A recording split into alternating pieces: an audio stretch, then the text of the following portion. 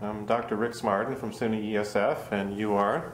I'm Delfin Ganapin. I'm a graduate of SUNY-ESF in 1987. So what led you to come to SUNY-ESF? Well, actually, to tell you the truth, when the University of the Philippines was trying to get me to do a Ph.D., I didn't want to because I thought I knew everything, but they said that no, it's you have to learn more. And finally I said, SUNY-ESF was actually almost like a sister school of the University of the Philippines College of Forestry, so I did decide to try it out. But you taught for a while at the Forestry School in the Philippines before coming here, right? Yes. In fact, I was teaching forest ecology, and I was doing research with upland communities in the mountains of the Philippines. Okay, good. And in fact, some of this work ended up with this sort of giant dissertation here, right? I mean, there's quite a few pages here. Yeah, because we try to, as much as possible, look at all factors that is leading to successful integrated environmental planning in the Philippines, and there were quite a lot of factors. But eventually we found out that actually it's the equitable sharing of financial resources that will get everybody to come together. At first I thought it was, visionary leadership or a common concern for the environment, but eventually it's actually, at the very initial stage, you usually get people with different interests. Mm-hmm. And if you can assure them that rather than taking from them, the integrated approach will be sharing something that each would value. That's the key to integrated environmental planning. Right. So after you got your degree here, what did you do? Well, I got back to the Philippines, back to the university, and went back to teaching. And then, of course, with my doctorate, agencies wanted me to be their consultant in environmental policy and planning. So I did both. But then the government was changed from martial law to after the People's Power Revolution, and they said, Delfin, with your expertise, we need you here in government. So the president appointed me as the director of the Environmental Management Bureau of the Philippines at the time. Quite a powerful bureau because we were managing the EIA system of the Philippines, in which no development can proceed without the environmental compliance certificate from my office.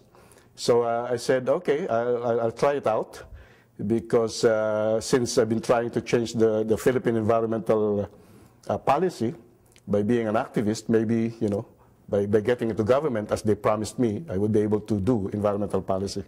Good. And you worked with a lot of non-government organizations too, right? And yeah. Peoples as well. Actually, before getting to the school, I was chair of the network of Philippine environmental NGOs in my country, and we were activists. We were actually even, fighting for equity, fighting for the rights of indigenous peoples, recognition of the rights of upland communities to the farms that they have even in the public forest lands, because we felt that they could be very good co-managers of these forest lands. And at the same time I was doing teaching in university and doing my work with as an expert for development agencies. Oh, that's great.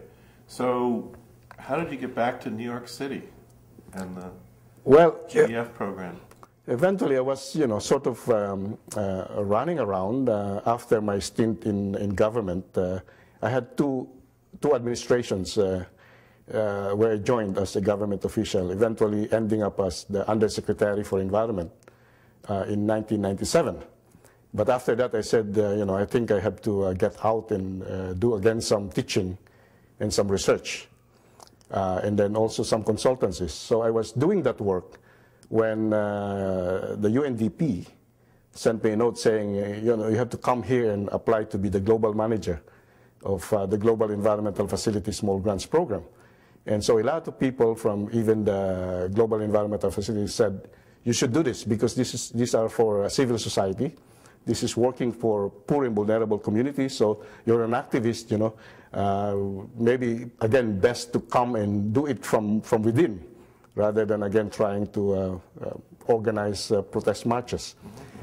So I said, maybe I'll try it out because it's global. may help a lot of communities, not just in the Philippines, but in other countries as well. So what kind of advice would you give young people from around the world that are interested in environmental issues in terms of sort of future educational or vocational kind of guidance? Well, I say do the same as I did. You know, at first I thought that I know it all. Try to get to school like SUNY-ESF, and learn of the other expertise that are available out there.